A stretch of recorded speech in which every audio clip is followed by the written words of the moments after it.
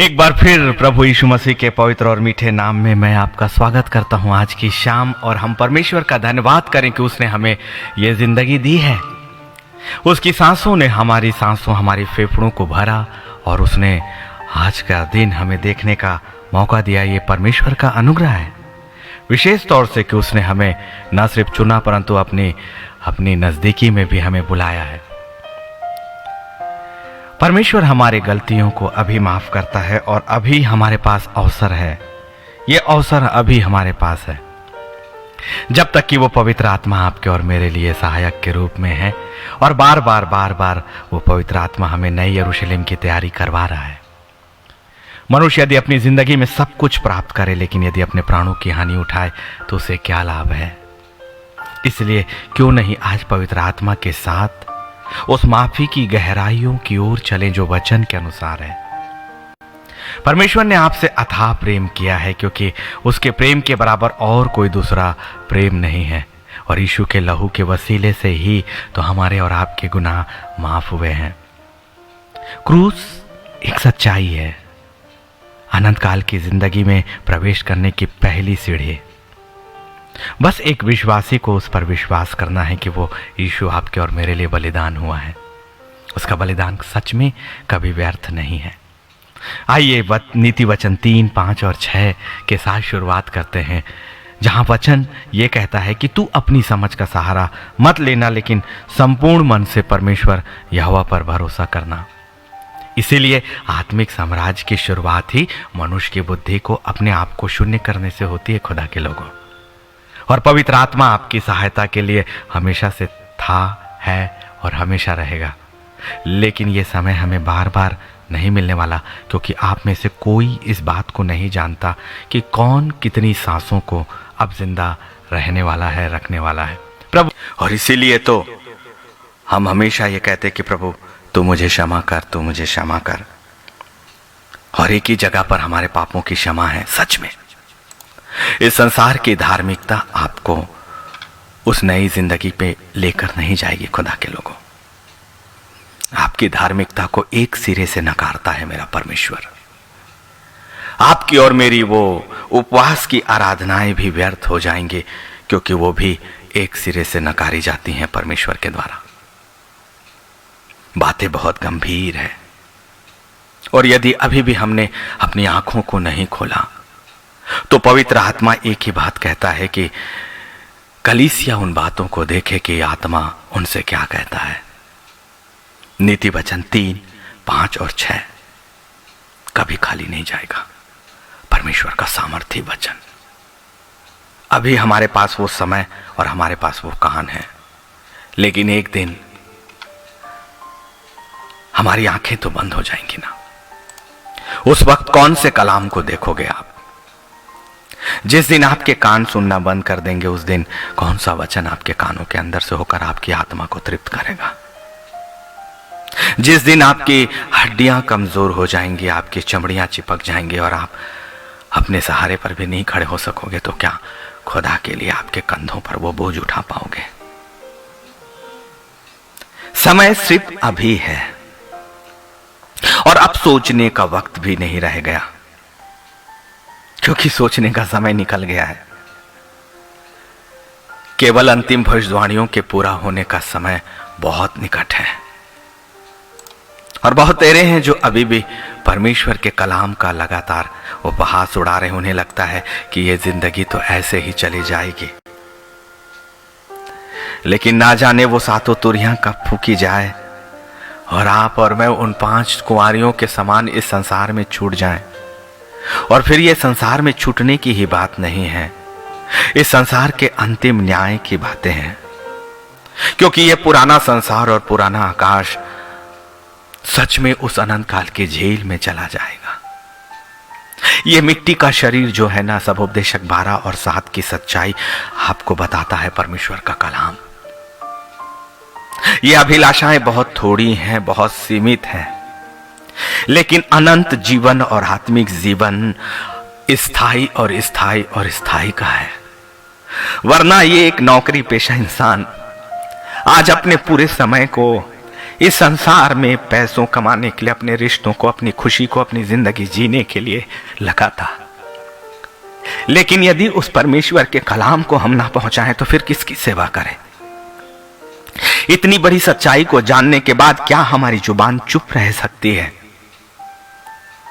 उस अनंत काल के प्रकाशन को जानने के बाद और पवित्र आत्मा के अनुग्रह के बाद और उस महान सिंहासन के अनुग्रह के बाद कि जो अब मैं अपनी सांसों को खींचता हूं और वो सांसें मेरे फेफड़ों के अंदर आती और जाती है, तो क्या इस अनुग्रह के बदले में अपने परमेश्वर को कुछ भी ना दूं? परमेश्वर आपसे लेता कहां है? देता है, और देता ही तो है। और जो आपसे लेता है वो भी दे कर लेता है। परमेश्वर अपनी आत्मा को आपको देता है ताकि वो आत्मा आपको सिखाए, आपको बताए, आपको चलाए, आपकी अगुवाई करे, क्योंकि वो आपका मित्र है। संसार का नहीं परंतु स्वर्गीय स्थानों का एक ऐसा परमेश्वर जिसकी शक्तियां असीमित है, उसकी आत्मा उसने आपको अपना मित्र बनाकर दिया, आपको अपना मित्र कहा है। अब्राहम से जैसा उसने प्रेम किया वैसा ही प्रेम उसने आपसे किया। बहुत तेरे ऐसे हैं जो अपनी जिंदगी से हार मानते हैं और हार मानकर लूसीफर उनके कानों में ये बातें कहता है कि तुम्हारी जिंदगी परमेश्वर के योग्य नहीं है, तुम परमेश्वर के सामने आने के योग्य भी नहीं हो। योग्यता का निर्धारण मेरा परमेश्वर करता है, योग्यता का निर्धारण उसका सलीब करता है, योग्यता का निर्धारण वो पवित्र लहू करता है जो मेरे और आपके लिए ही तो बहाया गया। इसलिए मेरी गलतियों को कौन माफ करेगा? वो जिसने गलतियों के लिए उपाय किया है। आपकी जिंदगी में हजारों और हजारों गलतियां होंगी, लेकिन अभी भी समय है कि परमेश्वर आपको यह मौका देता है, क्योंकि वो परमेश्वर का अनुग्रह का युग आपके और मेरे लिए हमेशा के लिए है।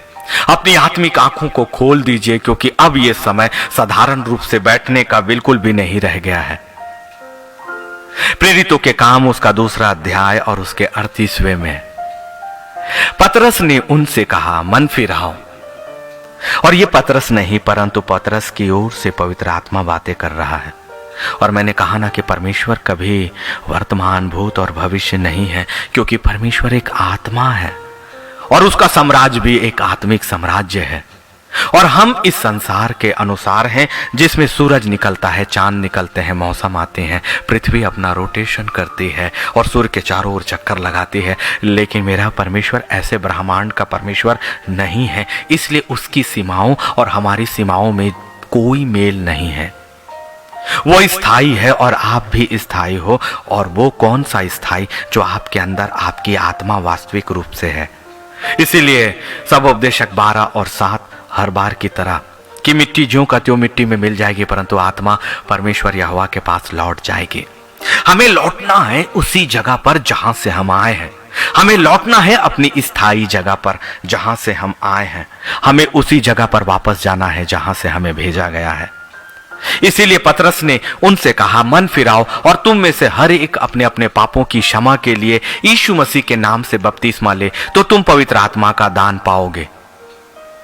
ये वचन ना जाने कितनी बार हमारे प्रचार में आया है, क्योंकि अभी के युग में पवित्र आत्मा ही है। और यदि पवित्र आत्मा का प्रकाशन हमारे साथ नहीं, यदि पवित्र आत्मा हमारे साथ नहीं, यदि पवित्र आत्मा हमारे बीच नहीं, यदि पवित्र आत्मा हमारे वातावरण में नहीं, यदि पवित्र आत्मा हमें अपने भविष्य में लेकर नहीं जा रहा है, यदि पवित्र आत्मा हमें गहराइयों पर नहीं लेकर जा रहा है, तो हमारी धार्मिकता इसी संसार के साथ समाप्त हो जाने वाली है।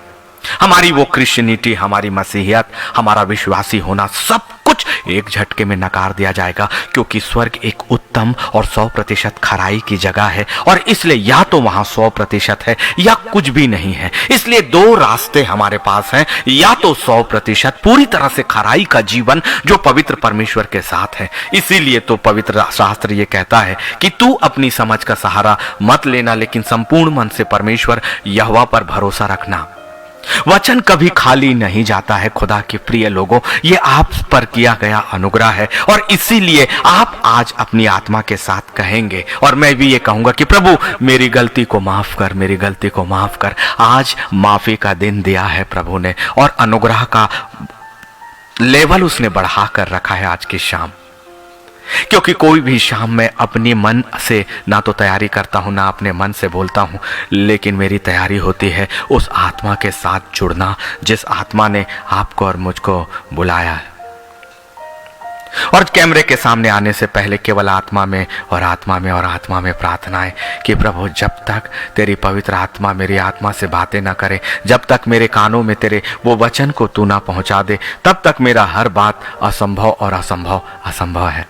इसलिए अभी हमारे पास अवसर है और कहें कि प्रभु मेरी गलती माफ कर, प्रभु मेरी गलती माफ कर, क्योंकि अभी आज इस वक्त अनुग्रह की वेदी आपके और मेरे लिए सच में खुली हुई है, सच में खुली हुई है, सच में खुली हुई है।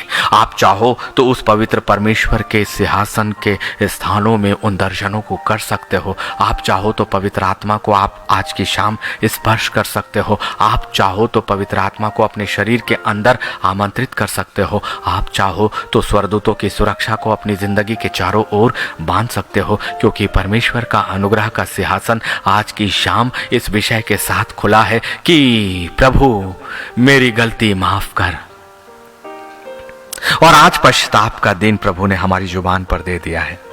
सिर्फ आपको अपनी जुबान से अंगीकार करना है। इस संसार में कितनी बातें हम करते हैं, सुबह से शाम, शाम से रात, कितने तरह के लोगों के बीच में हमारी वार्तालाप होती है, लेकिन कभी आपने अपने उस परमेश्वर से बातें किया है जो आपका मां बनाने वाला, आपका सृष्टिकर्ता, आपका रचयिता, स्थायी परमेश्वर, कभी नाश ना होने वाली जगह पर निवास करने वाला, जो ये चाहता है कि उसके संतानें भी उसी जगह पर वापस आए। लेकिन आज हमें ये कहना होगा, प्रभु मेरी गलती को माफ कर, प्रभु मेरी गलतियों को माफ कर।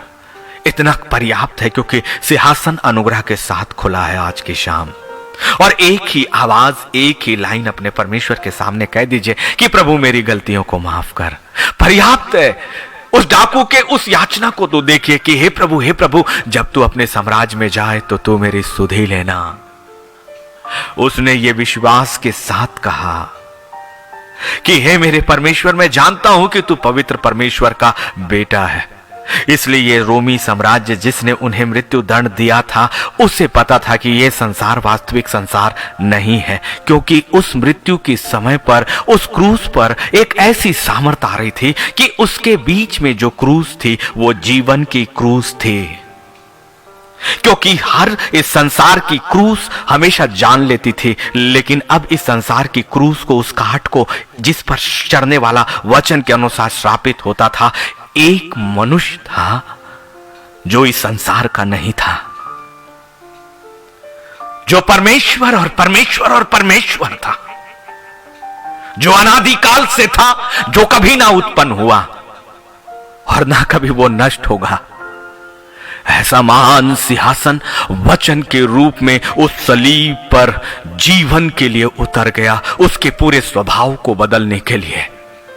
जिस सलीब पर अब तक केवल मृत्यु हुई, उस सलीब पर मृत्यु से जीवन आया। और वो जीवन स्थायी है, क्योंकि उस जीवन को देने वाला स्थायी था। एक ऐसा मनुष्य जो कभी नाश नहीं होता, वो अंतिम मानव, अंतिम आदम, जो अब पिता परमेश्वर के स्वर्ग में है। और अब उसने अपना सारा अधिकार आपको और मुझे दिया है, और वो पवित्र आत्मा सहायक के रूप में है, जो आपकी ओर से आपकी जुबान पर ये आहें डालेगा, प्रभु मेरी गलती माफ कर, प्रभु मेरी गलती माफ कर, प्रभु मेरी गलती माफ कर। इतना ही पर्याप्त है। पतरस ने उनसे कहा, प्रेरितों के काम 2 और 38 में, मन फिराओ और तुम में से हर एक अपने अपने पापों की क्षमा के लिए यीशु मसीह के नाम से बपतिस्मा ले, तो तुम पवित्र आत्मा का दान पाओगे। एक बपतिस्मा है पानी का, जो यूहन्ना का, लेकिन अब प्रभु हमारी गलतियों को माफ करेगा तो सिर्फ और सिर्फ यीशु मसीह के नाम में। और यीशु मसीह के नाम को स्वीकार करने का मतलब है कि मसीह के नाम से बपतिस्मा लो, और यही वास्तविक और असली है।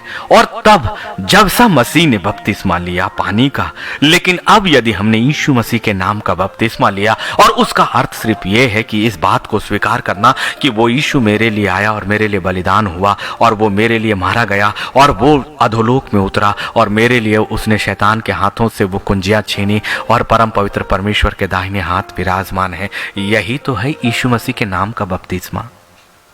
संसार की औपचारिकताएं नहीं, वास्तविक मन का पवित्र वेदी की आग में डूबना, यीशु मसीह के लहू में डूबना और आत्मा का उस लहू में डूबकर उस पवित्र परमेश्वर को स्वीकार करके बाहर आना, एक आत्मिक जिंदगी के साथ में, एक मजबूती के साथ में, जो शरीर के ऊपर ताकत और सामर्थ्य रखने वाला असली व्यक्तित्व है, असली वो आत्मा जो आप हो, उसका बाहर आना जरूरी है। और यही है बपतिस्मा। यदि ये बपतिस्मा आपने नहीं लिया तो आपकी और मेरी धार्मिकता कभी भी नए यरूशलेम की योग्यता नहीं रखेगी, चाहे हम जिंदगी भर प्रचार कर लें। और ये मेरे लिए भी है। इसीलिए प्रेरितों के काम उसका 3 अध्याय और उसके 19वें में कहता है, इसलिए मन फिराओ और लौट आओ। मन फिराओ और लौट आओ। और मन, शरीर को फिरने की कोई जरूरत नहीं है, क्योंकि यदि हमने शरीर को सजाया, शरीर के ऊपर हमने क्रॉस लगाए, हमने क्रॉस और ना जाने कैसे कैसे अपने आप को बाहर से हमने धार्मिक दिखाया, तो ये मन का फिराना नहीं है। लेकिन वचन ने शरीर के फिराने की बात नहीं की, क्योंकि शरीर तो सब उपदेशक 12 और 7 की सच्चाई के अनुसार मिट्टी में तो मिल ही जाएगा, क्योंकि कोई भी वचन जो मेरे परमेश्वर के मुख से निकला है वो कभी भी खाली नहीं जाता है, न जाएगा। इसलिए मन का परिवर्तन, मन का फिराया जाना, पवित्र शास्त्र बाइबल आपसे कहती है, जो कि आपके इस शब्दों को पूर्ण करेगा कि प्रभु मेरी गलती माफ कर। और ये बातें स्वर्गीय स्थानों में तब पहुंचेगी। ये कोई साधारण प्रार्थना नहीं है, बड़ी ताकतवर प्रार्थना है, जो आपकी संपूर्ण जिंदगी को इस संसारिक जिंदगी से आत्मिक जिंदगी में परिवर्तित कर सकती है। ये एक महान और सामर्थ्य से भरी हुई प्रार्थना है, जो उस डाकू की प्रार्थनाओं से ज्यादा सामर्थ्य है, क्योंकि उस डाकू के पास केवल यीशु मसीह था, लेकिन अब आपके पास पिता, पुत्र और पवित्र आत्मा की सारी सामर्थ्य एक साथ है। और अब आपको सूली पर चढ़कर उस याचना को करने की जरूरत नहीं पड़ी। उसे तो सजा मिली और उसका शरीर तड़प कर मरा, उस डाकू का। लेकिन आपके लिए कितना सेतमेत है कि बिना सजा के, केवल अंगीकार के द्वारा उस डाकू को सजा मिली और उसके बाद उसने अंगीकार किया और तब उसके लिए स्वर्गीय साम्राज्य खोला गया। लेकिन अनुग्रह और अनुग्रह और अनुग्रह, कितना बड़ा अनुग्रह कि हमें माफी मिल गई पहले ही। हमें वो मौत की सजा नहीं मिल रही है, क्योंकि वो मौत किसी ने उठा लिया और अब सिर्फ एक अंगीकार बाकी है। उस डाकू के पास सजा थी और सजा के बाद अंगीकार और उसके बाद आत्मिक जिंदगी मिली, लेकिन आप अनुग्रह के युग में हो, इसलिए बिना सजा के अंगीकार और उस अंगीकार के बाद माफी। इसलिए कहिए ना, प्रभु मेरी गलती माफ कर, क्योंकि सजा पहले ही उठा ली गई आपकी। कभी आपने ये भेद कभी सोचा? आपने प्रचार सुना, आपने सातों वाणियां सुनी, लेकिन कभी आपने ये सोचा कि उस डाकू को सजा मिली और सजा के बाद उसे आत्मिक जिंदगी मिली? लेकिन आपको सजा है ही नहीं, केवल वो अंगीकार अभी और अभी और अभी है कि प्रभु मेरी गलती माफ कर। और इसीलिए प्रेरितों का काम 3 और 9-19 में फिर से वो वचन कहता है, इसलिए मन को फिराओ और लौट आओ कि तुम्हारे पाप मिटाए जाएं, जिससे प्रभु के सम्मुख विश्रांति के दिन आए। बड़े भेद हैं, क्या शब्द हैं, इनकी गहराइयों में आइए ना पवित्र आत्मा के साथ में। मन फिराओ और लौट आओ, मन को बदलो, अपनी आत्मा को बदल जाने दीजिए और लौटिए अपने परमेश्वर की ओर। संसार को अपना मार्ग चुनने दीजिए, संसार के लोगों को अपनी जिंदगी चुनने दीजिए। कुछ समय के लिए आपको उनकी जिंदगी बड़ी हंसी और खुशहाली की लगेगा। जब आप अपने परमेश्वर के सामने लौटने के लिए बिलखते रहोगे, तब संसार हंसता रहेगा। जब आप अपने परमेश्वर के सामने मन फिराओगे और जब आपकी आत्मा वास्तविक दर्द को महसूस करेगी कि आपके परमेश्वर का अनुग्रह कितना ज्यादा था आप पर, और फिर आपकी जिंदगी में जो आपने उस परमेश्वर को अभी तक कुछ भी नहीं लौटाया, क्या लौटाया? क्या कुछ धन देने से ये मन का फेरना है? क्या आपकी आराधना मन का फेरना है? क्या आपके संगीत मन का फेरना है? मन का फेरना है दंडवत होना अपने परमेश्वर के सामने, और अपने परमेश्वर के सामने झुकना और अपने आप को शून्य करना और उसको महत्व देना और कहना प्रभु कि तू ही और तेरे अनुग्रह की वजह से ही तो मेरी जिंदगी है, इस संसार की भी और उस अनंत काल के लिए भी। क्योंकि तेरा वचन प्रेरितों के काम 3 और 19 में मुझसे कहता है मन फिराओ और लौट आओ क्योंकि तुम्हारे पाप मिटाए जाएं। जब तक मैं मन नहीं फिराऊंगा और जब तक मैं नहीं लौटूंगा तब तक मेरी ये प्रार्थना प्रभु मेरी गलती माफ कर कभी भी स्वर्गीय स्थानों में कार्य नहीं करेगी। क्योंकि ये प्रभु मेरी गलती माफ कर जुड़ा हुआ है प्रेरितों के काम 3 और 19 से, और उसी के बाद तो खुदा ने मुझे ये विषय दिया। इसलिए मन फिराओ और लौट आओ कि तुम्हारे पाप मिटाए जाएं। और यही तो आपने प्रार्थना कर रहे हैं ना कि प्रभु मेरी गलती माफ कर। तो उसके पहले आपको वचन सिखाता है कि मन को फिराना है और लौट आना है, जिससे अब इसका परिणाम भी आ गया। ये प्रार्थना बड़ी सामर्थी है जो सीधे सीधे आपको नए यरूशलेम में सिंहासन के सामने पहुंचाएंगी। क्योंकि अब यीशु नासरी इस संसार में नहीं है। आपका और मेरा यीशु अब पिता परमेश्वर के दाहिने हाथ में जहां से वो आया था उसी जगह पर विराजमान है अपने आत्मिक नए शरीर के साथ। और वही वो चाहता है कि आप भी एक दिन एक नए आत्मिक शरीर के साथ उस परमेश्वर की वेदी के सामने पहुंचो। और ये बातें यहीं लिखी हैं प्रेरितों के काम 3 और 19 में। आपकी प्रार्थनाएं जो प्रभु मेरी गलती माफ कर, उससे पहले आपको मन फिराना है और लौटना भी है। यदि मन फिराया और लौटे नहीं तो किसी काम के नहीं। यदि बिना मन फिराए आप लौटने की कोशिश करते हो तो वो भी किसी काम की नहीं, क्योंकि तब आपके पाप माफ नहीं किए जाएंगे और तब आपकी गलतियां क्षमा नहीं किए जाएंगे। और इसलिए उससे पहले है कि पाप तब मिटाए जाएंगे जब आप मन को फिराओगे और लौट भी आओगे वास्तविक रूप से। क्या मनुष्य परमेश्वर की आत्मा को धोखा दे सकता है? जिसकी आंखें आपको अंदर तक देखती हैं, आपके मनों को, जिसके विचार आपके मन के विचारों को आने से पहले पढ़ लेते हैं। महान वो लूसीफर तो उससे बच नहीं पाया, तो आप और मैं मनुष्य की सीमाओं में क्या अपने परमेश्वर के सामने बच सकते हैं? नहीं नहीं नहीं नहीं। सिर्फ इस प्रार्थना के अलावा हमारे पास अब मौका नहीं है कि प्रभु मेरी गलती को माफ कर, मेरी गलती को माफ कर, मेरी गलती को माफ कर। आज आत्मा मुझे स्पष्टता के साथ कह रहा है, ये बड़ी सामर्थ की प्रार्थना है कि प्रभु मेरी गलती माफ कर। क्योंकि आपके लिए इस गलतियों को माफ करने से पहले सब कुछ उपाय हो गया है। केवल यीशु मसीह के नाम को स्वीकार करके उसके नाम का बपतिस्मा आपको लेना है और फिर अपने आप को मन को फिराकर लौट आना अपने परमेश्वर के सामने। दुनिया जहां जाती है जाने दीजिए, आपके रिश्ते जहां जाते हैं जाने दीजिए, ये अस्थाई है। वहां कोई रिश्तेदार नहीं, वहां पति पत्नी बेटे बाल बच्चे कोई भी नहीं। बहुत से आत्मिक लोगों को मैंने देखा और सुना है कि वह अपने बच्चों की जिंदगी को खुदा की जिंदगी से ऊपर रखते हैं और उनकी धार्मिकता पहले अपने बच्चों, अपने परिवार, अपनी कल्पनाओं तक है। आपका परमेश्वर आपसे आपका परिवार नहीं छीनता, क्योंकि परमेश्वर ने ही तो परिवार बनाया और बच्चों की आशीष दी।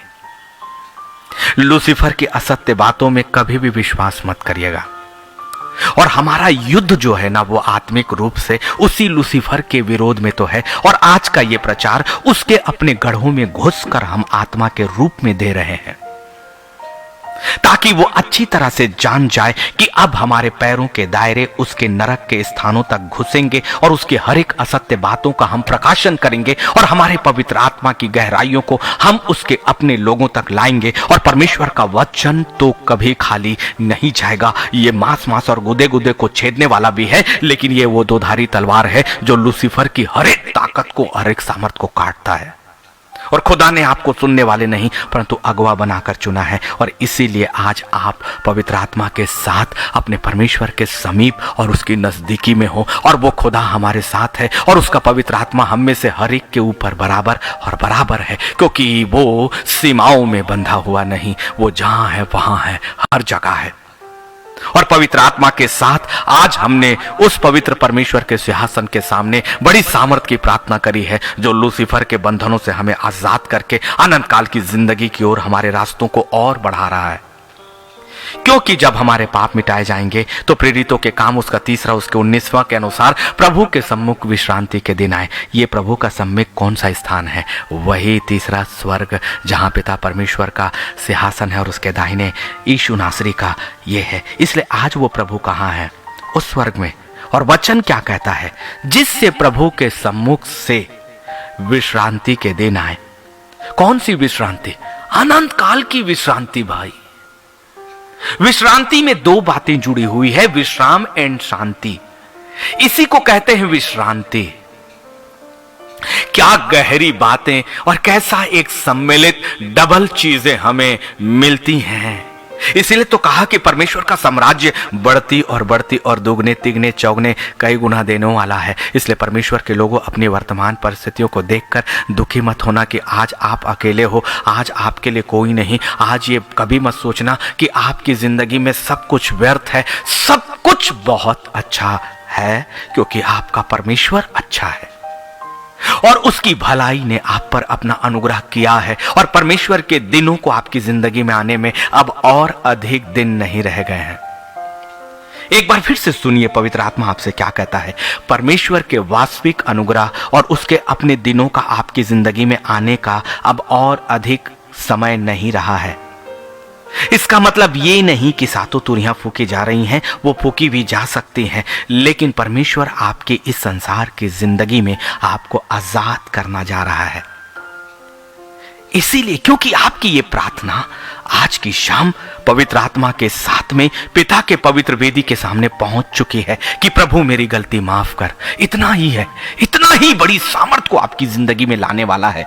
केवल एक ये कलाम अपने परमेश्वर के सामने, प्रभु मेरी गलती माफ कर, मेरी गलती माफ कर। वो पवित्र आत्मा उसे ले गया स्वर्गीय स्थानों में और पवित्र स्वर्गदूतों ने बड़े आदर के साथ आपकी ये शब्दों को पिता परमेश्वर की वेदी में डाल दिया है।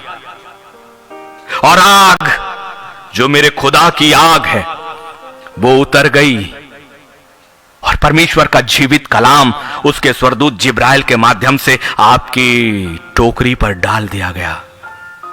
आपको पता है आपके पास एक आत्मिक टोकरी होती है जब आप परमेश्वर को स्वीकार करते हो। ये वो बर्तन है जो स्वर्गीय है और ये टोकरी छोटी भले हो जाए, लेकिन इसकी क्षमता असीमित है, क्योंकि ये टोकरी स्वर्गीय है। कौन है जो अपनी कमर में इस टोकरी को बांधेगा? जिसने इस टोकरी को अपनी कमर में बांध लिया वो परमेश्वर की संतान है, और जो परमेश्वर की संतान है वो परमेश्वर से नित्य जुड़ गया। फिर उसका एक स्थायी संबंध, क्योंकि वो स्थायी ही तो है। आप स्थायी हो, एक आत्मा। इसलिए अपने शरीर को नहीं, अपनी आत्मा को देखिए और अपनी आत्मा की चिंता करें और अपनी आत्मा के लिए प्रार्थना करें। और यदि आप अपने प्रिय लोगों से प्यार करते हो तो उनकी आत्माओं के लिए प्रार्थना करिए। मैंने अपने कई प्रिय लोगों के लिए उनके बिना जाना प्रार्थना की, जो मेरे खुद के अपने विरोधी ही क्यों ना हो, लेकिन मेरी आत्मा उनसे प्यार करती है और मैं उनकी आत्माओं के लिए अपने खुदा की वेदी के सामने फूटता और रोता और गिड़गिड़ाता हूँ। और परमेश्वर हमारी प्रार्थनाओं को कभी भी खाली जाने नहीं देगा। जब आप शरीर की सीमाओं से ऊपर होगे तो आत्मा की बातें ही आपकी जिंदगी, आपके चरित्र, आपके स्वभाव, आपकी जुबान में आ जाएंगी। यही बड़ा परिवर्तन है इस संसार में। अपनी आपकी जिंदगी भी आशीषित और फिर नए यरूशलेम की तैयारी भी। कई जगह दो बातें हैं। विश्रांति के दिन आएंगे, विश्राम भी मिलेगा और शांति भी मिलेगी। विश्राम भी मिलेगा और शांति भी मिलेगी, और ये यीशु के सम्मुख से आएगा। और अब वो यीशु पिता परमेश्वर के दाहिने हाथ है। यदि वचन के गहराइयों में हम नहीं गए तो फिर कहां गए? परमेश्वर ने दो ही वचनों में हमें इतनी गहराई के साथ बांध दिया है। इसलिए वास्तविक प्रकाशन वो है जो पवित्र आत्मा के साथ है। और यह हो सकता है एक ही वचन का कुछ भाग ही हो, या एक ही वचन पर्याप्त है जो आपकी पूरी जिंदगी को बदलने की सामर्थ्य रखता है, क्योंकि मेरा परमेश्वर के मुख से निकलने वाला वचन कभी खाली नहीं जाता है। बहुत गंभीर है वो खुदा, और इसलिए उसके सामने आने वाले भी एक गंभीरता के साथ हमें आना चाहिए, उस परमेश्वर की वेदी के सामने भी। मैं धन्यवाद करता हूं उस परमेश्वर का कि उसने अपने रूप को हमारे लिए दे दिया है। माफ करिएगा। इब्रानियों 4 उसके 12वें में पवित्र आत्मा आज हमें लेकर जाएगा। बड़े ठहराव के साथ धीरे धीरे उन रहस्यों की ओर जाएं, क्योंकि अब यह गंभीरता का विषय है जो हमें अब सोचना ही होगा हमारी जिंदगी में। हमें जानना ही होगा हमारी जिंदगी में, और हमें मानना ही होगा हमारी जिंदगी में, वरना सब कुछ व्यर्थ हो जाएगा। प्रिय लोगों मेरे, क्योंकि वो आपसे प्यार करता है, उसका प्यार मैंने भी महसूस किया अपने परमेश्वर का, कि उसका जो प्यार आपके अंदर जब आता है ना, तो सारी दुनिया के प्यार से बढ़कर और आपको दुनिया में कुछ भी दिखाई और सुझाई नहीं देता। और यही है सच्चा जीवन। मनुष्य आपको कमजोर समझेगा, लेकिन आप कमजोर नहीं, क्योंकि आपका परमेश्वर आपकी ओर है। इब्रानियों 4 और 12, क्योंकि परमेश्वर का वचन जीवित और प्रबल और हर एक दोधारी तलवार से भी बहुत चोखा है। उसकी धार तो देखिए, कट जाने दीजिए ना अपने आप को भी। और ये प्रार्थना क्यों नहीं करते कि प्रभु मेरी गलती माफ कर और तेरे वचन को भेज, ताकि वो मुझे पूरी तरह से काट दे। यदि मैं ना कटूं तो मैं खुलूंगा नहीं। अच्छा है कि वो वचन मेरी देह को 2 हिस्सों में बांट दे, ताकि तू मेरे हृदय को देख सके, और फिर वो वचन मेरे हृदय को भी 2 हिस्सों में बांट दे, ताकि उसके अंदर के तू मन को देख सके, और फिर वो मन भी छलनी छलनी हो जाए, ताकि प्रभु वो तेरे पोर से, तेरे वचन से कट जाए। और जब तेरा वचन उससे काटेगा, वो पोर पोर तक उसके अंदर प्रवेश करेगा। इस संसार में कटना समाप्ति है, लेकिन परमेश्वर के वचन के द्वारा कटना एक जिंदगी को प्राप्त करना है। कितना अलग है ना, बहुत अलग, बिल्कुल विपरीत। इस संसार के हथियार आपके शरीर, आपके जीवन को खत्म करते हैं, लेकिन मेरे खुदा का वचन जो इब्रानियों 4 और 12 के अनुसार है, वो एक ऐसी दोधारी तलवार जो मांस और इतना चोखा है कि मांस और गुदे गुदे को अलग कर करके वार पार छेदता है और मन की भावनाओं और विचारों को जांचता है। सुनिए ना, यदि वो आपने ये प्रार्थना नहीं करी ना कि प्रभु मेरी गलती माफ कर, तो फिर वो वचन आपको छेदेगा नहीं। और जब वो छेदेगा नहीं, तो आपके भावनाओं और विचारों की जांच कहां से होगी? और जब जांच नहीं होगी, तो वो परमेश्वर का आत्मा आपको बताएगा कैसे कि आप कहां पर गलत हो। जांच लेने दीजिए ना अपने आप को, जिसे आप परीक्षा समझते हो ना। वो यही वार है जो परमेश्वर ने अपने अनुग्रह से आपको चुनकर आपके मांस और गुदे गुदे को छेदा है, जिसे आपने अपनी जिंदगी की पीड़ा, तकलीफ और बड़ी परीक्षाएं समझा। वो मेरे परमेश्वर का महान प्रेम, आपका चुना जाना, आपका अलग किया जाना है। खुदा के लोगों, असत्य का प्रचार नहीं, परंतु सत्य को जान लीजिए, जो वास्तविक उद्देश्य है उस परमेश्वर का। क्योंकि इब्रानियों 4:12 उसके वचन को जो जीवित और प्रबल है, वो वचन जीवित और प्रबल है, वो वचन जीवित और प्रबल है, जिंदा और प्रबल भी, ताकतवर भी है। यदि वो वचन आपके अंदर आ गया और आपके साथ आ गया, तो दुनिया में कौन सी ताकत है जो आपको मृत्यु की ओर ले जा सकती है, और कौन सी ऐसी ताकत है जो आपका सामना कर पाएगी? इसलिए उसे अंदर आने दीजिए, काट लेने दीजिए। और जितना ज्यादा आप काटे जाओगे, उतना ही आपकी भावनाएं और विचारों को वो परख कर आपको कहेगा कि क्या सही और क्या गलत। वरना मैं आत्मिक साम्राज्य और आत्मिक बातों और उन गहराइयों को कैसे जानूंगा? ये तो अनुग्रह है ना प्रभु, कि हमें वो तकलीफों के दौर से गुजारता, हमें अकेले रखता है, ताकि वो हमसे बातें करे, हमारे बीच में आए। उसके स्वर्गदूतों को देखा नहीं आपने, लेकिन उसने अपनी संतानों को कभी कभी कभी अकेले नहीं छोड़ा है, कभी नहीं छोड़ा है, कभी भी नहीं छोड़ा। इसलिए आज कह दीजिए ना कि प्रभु मेरी गलती माफ कर, मेरी गलती माफ कर। एक पर्याप्त है, ये अब उसके वचन को आपके हृदयों को काटने के लिए भेजेगा। उसके दूत आवे के साथ उतरकर इसी वक्त आपके मांस और गुदे गुदे को छेदेंगे, और आपकी भावनाओं और विचारों को जांचेंगे और कहेंगे कि बेटे, मैंने तुझे जांच कर परख कर जाना है, और इस जगह पर अब तुझे बदलने के लिए है, क्योंकि मेरे परमेश्वर का बलिदान एक जैसा है। मेरा यीशु नहीं बदला, उसका बलिदान नहीं बदला, उसका लहू नहीं बदला, उसके नाम की सामर्थ नहीं बदली। ये मैं क्यों कहता हूं? क्योंकि इब्रानियों 13 और 8 में परमेश्वर का कलाम ये कहता है, यीशु मसीह कल और आज और युगान युग एक सा है। यीशु नासरी अपने जन्म से पहले भी वही था। यीशु नासरी ने जब अपनी मृत्यु से पहले बीमारों को चंगा किया, उनके पाप क्षमा किए, और मृत्यु में से लोगों के सड़े हुए मुर्दों में जाने डाली। कैसे नहीं पढ़ते आप सुसमाचार की किताबों को? और जब सुसमाचार की किताबों को पढ़ते हो, तो पवित्र आत्मा कैसे हमसे बातें नहीं करता है? खुदा के लोगों, मेरे परमेश्वर के स्वभाव में प्रारंभ से तरस है, प्रारंभ से दया, प्रारंभ से चंगाई।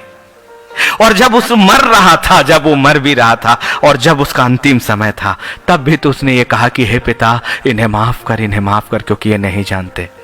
और तब भी उसने वैसे ही जैसे सामरी स्त्री के अपराध को क्षमा किए और जैसे उस पापनी स्त्री को के स्वभाव को के पाप को क्षमा किया, उसने उस डाकू के अपराध को भी क्षमा किया। और अब जब वो उस स्वर्ग पर चला गया तो उसने कहा कि मेरा जाना अच्छा है, क्योंकि मैं तुम्हारे लिए एक जगह तैयार करता हूं। कितना अद्भुत प्रेम मेरे यीशु का, क्योंकि वो कभी नहीं बदला, कभी नहीं बदला। तो जब वो अपनी जिंदा जी और मरते समय और उसके बाद नहीं बदला, क्यों नहीं बदला? क्योंकि इब्रानियों 13:8 उसकी सच्चाई आप तक बतला रही है। यीशु मसीह कल और आज और युगान युग एक सा है। इसका मतलब जो सामरी को नया जीवन दे सकता है वो मुझे भी जीवन देगा, जो उस डाकू को नया जीवन दे सकता है वो मुझे दे सकता है। जिसने आंखें दी, जिसने बीमारियों को हटाया, जिसने दुष्ट आत्माओं को हटाया, वो अभी भी मेरे लिए वो सब कर सकता है, आपके लिए वो सब कर सकता है। क्योंकि इब्रानियों 13:8 कभी भी मेरे खुदा का वचन खाली नहीं जाता। यीशु मसीह कल और आज और युगान युग एक सा है। इसलिए अभी कह दीजिए, प्रभु मेरी गलती माफ कर, मेरी गलती माफ कर, मेरी गलती माफ कर। सच में आपकी जिंदगी की अभिलाषाएं ने आपको पाप में फंसाया, आपको परीक्षा में फंसाया। और बहुत तेरे हैं जब कहते हैं कि प्रभु तू मेरी परीक्षा करता है। याकूब 1:14 क्यों नहीं देखा आपने? याकूब 1:14 को अंगीकार क्यों नहीं किया? परंतु प्रत्येक व्यक्ति अपनी ही अभिलाषा में खींचकर और फंसकर परीक्षा में पड़ता है। आपके जीवन की सच्चाई बता दिया ना, आपके दोष बता दिया ना। याकूब 1:14 में तब पहुंचोगे जब ये वचन आपके मांस और गुदे गुदे को छेदेगा। कभी आपने इसे छेदने के लिए आमंत्रित नहीं किया, लेकिन अब अपने परमेश्वर का हर वचन कहे कि प्रभु तू मुझे अंदर तक छेद देना अपने हर एक वचनों से। एक बार नहीं, हजारों और करोड़ों बाद मैं छिन बिन और कटने के लिए तैयार हूं, क्योंकि प्रभु में कटना और प्रभु में मरना हमारे आत्मा के लिए एक नई जिंदगी को लेकर आएगा। प्रभु हम सबको बहुत आयत की आशीष दे और इसलिए कहे प्रभु मेरी गलती माफ कर। आमीन। ये पवित्र आत्मा की सहायता में सीधे स्वर्गीय स्थानों में जाने वाली हमारी प्रार्थनाएं हैं जो अब हम करने वाले हैं, हम सब मिलकर एक ही मन होकर। ऐ महान महान महान महान सिंहासन, तेरा साम्राज्य हमेशा से है और आज भी है और हमेशा रहेगा। पवित्रों में पवित्र सिंहासन तू अनादि काल से है और हमेशा रहेगा। और तेरी योजनाएं कभी नहीं बदलती, तेरी इच्छाएं कभी नहीं बदलती और तेरा स्वभाव कभी नहीं बदलता। और तूने हमें माफ किया है, हमारे पापों के लिए उपाय किया है और अभी भी तू हमें माफी दे चुका प्रभु, और ये तेरा अनुग्रह है। और इसलिए हम मिलकर तेरी पवित्र वेदी के सामने यही कहते हैं कि प्रभु मेरी गलती माफ कर, मेरी गलती माफ कर, मेरी गलती माफ कर। और यदि हम तेरी पवित्र वेदी के सामने आने की योग्य नहीं है प्रभु, तो हमारे मांस और गुदे गुदे को काट दे और उसे देख ले प्रभु कि हमारी भावनाएं, हमारे विचार कहीं अशुद्ध रूप से उस जगह पर तो नहीं है। कहीं हम दो चित्ता होकर हमने शैतान के साथ भी सहभागिता करी और तेरे पवित्र आत्मा की सहभागिता को मांगना चाहा। यदि हम संसार के साथ भी चले और तेरे विचारों और तेरी पवित्र आत्मा के साथ चलना भी चाहा प्रभु, ये बातें कैसे हो सकती है? मेरा परमेश्वर कभी सहभागी नहीं हो सकता, अंधेरे से वो कभी सहभागी नहीं हो सकता। ये मैं आज स्वीकार करते हैं हम आपकी वेदी के सामने। इसलिए प्रभु हमारी गलती माफ कर, हमारी गलती माफ कर और उस पवित्र लहू से हमें पूरी तरह से ढांप दे। वो पवित्र लहू अब उस पवित्र वेदी के सामने है, लेकिन वो बहाया गया तो हमारे लिए ही। इसलिए प्रभु हमारी गलती माफ कर, हमारी गलती माफ कर। अपने पवित्र लहू से हमारे सर को पूरी तरह से तरबतर कर दे पिता, ताकि वो बहते बहते हमारे सरों से होकर हमारे पूरे शरीर को ढांप दे। हम अच्छे नहीं दिखेंगे उसमें छुप कर, लेकिन हमारी आत्मा तो बहुत सुंदर हो जाएगी मेरे खुदावन। तेरे पवित्र सूली को हम स्वीकार करते हैं, तेरे बलिदान को स्वीकार करते हैं। प्रभु हमारी गलती माफ कर, माफ कर, माफ कर, क्योंकि वो गलतियां तूने अपने पवित्र लहू से बांधकर हमें शुद्ध किया और हमारे बदले श्रापित होकर हमारी सारी गलतियों को सूली पर उठा लिया प्रभु, और हमें आजाद कर दिया है। इस बात को हम आज की शाम ही स्वीकार कर देते हैं और उसके लिए अंगीकार भी करते, अंगीकार करते, अंगीकार करते। प्रभु हमारी गलतियों को माफ कर, माफ कर, माफ कर, माफ कर, माफ कर राजा। ऐ उच्च सिंहासन, तेरी वेदी में की गई याचना कभी खाली कहां गई मेरे परमेश्वर? और जब तू संकट में पड़े हुए व्यक्तियों की आहों को सुनता है, वो कहां अकेले रहते देता। हम में से कोई भी अकेले नहीं है। तेरे सामर्थ्य दूतों का पवित्र नियंत्रण हमारे चारों ओर बहुत आयत से उतर गया है। तेरी वेदी तूने खोल कर रख दिया, क्योंकि आज पवित्र आत्मा वास्तविक रूप से हमारे साथ है, हमारे अंदर, हमारे घरों में, हमारे भविष्य में, हमारे वातावरण में। और बहुत जल्दी हम अपनी जिंदगी से आजाद हो जा रहे हैं उन सारी तमाम बातों से जिसने हमें संसार में बांधा है। अपने परमेश्वर की ओर उठने से, हमारे परमेश्वर की ओर दृष्टि उठाने से जिन जिन शक्तियों और ताकतों ने हमें बांध कर रखा है, अब वो सब बहुत नीचे हो जाने वाली है। इस बात का हम घोषणा करते हैं प्रभु यीशु मसीह के नाम से, और अपनी जिंदगी को हम स्थापित करते हैं अपने पवित्र परमेश्वर और यीशु मसीह के नाम से। हम उसे बाइंड कर देते हैं, बांध देते हैं। पवित्र लहू से हम अपने भविष्य को बांध देते हैं। पवित्र आत्मा, हमारी प्रार्थनाएं आपने उस जगह तक ले आया प्रभु, और उस जगह की बातों को हमारे कानों तक पहुंचाया। आपका भी धन्यवाद यीशु नासरी। आपके उस बलिदान के लिए, आपके उस सिंहासन में हमारी मध्यस्थता के लिए हम आपका धन्यवाद करते हैं। ऐ महान सिंहासन, आप तो आपके तेज में हमें ले लिया प्रभु, इसके लिए धन्यवाद यीशु मसीह के नाम पर। आमीन, आमीन, आमीन। कल का दिन ठीक रात 9:30 बजे नए कलाम के साथ सचमुच में जीवते प्रकाशनों में जरूर आइए।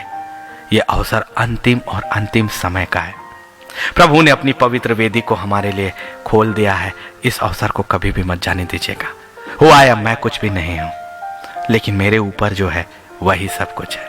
प्रभु हम सबको बहुत आयत से आशीष दे। जय मसीह की।